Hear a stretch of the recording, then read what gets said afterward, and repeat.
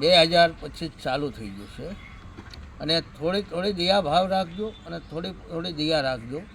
આવી દિયા રાખજો કે કોઈ પણ ગૌ માતાની સેવા કરતા હોય એને થોડો થોડો સાથ આપજો. 2025માં જો કપરો સમય છે, કપરા સમયમાં કોઈ પણ થોડી થોડી નીણ આપજો, નીણ સારો આપજો. કોઈને દવાની જરૂર હોય તો દવા આપજો.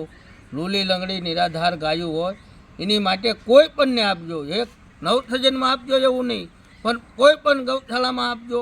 નિરાધાર ગાયું હાચવતા હોય એની માટે 2025નો સમય કપરો છે. કપરા સમયમાં ગૌ માતાનો સાથ દીજો અને ગૌ માતા જે હાચવતા હોય, ગૌશાળા જે પણ હાચવતા હોય એની માટે કોઈ પણ થોડો થોડો સાથ આપજો અને થોડો થોડો સહકાર આપજો. તો 2025માં ગાયું આમ નામ જો આ રાષ્ટ્રીય માતા ગૌ માતા જાહેર થવાની છે. ગૌ માતા વિશે બહુ સારું કર્યું છે રાજકારણવાળાએ અને ગૌ માતાને સાથ થોડો થોડો આપજો અને થોડી થોડી ગૌ માતાની સેવા કરજો 2025માં. તો આમ નામ ગૌ માતા જીવી રહે અને સૌભાગ્ય રહે. જય ગૌ માતા.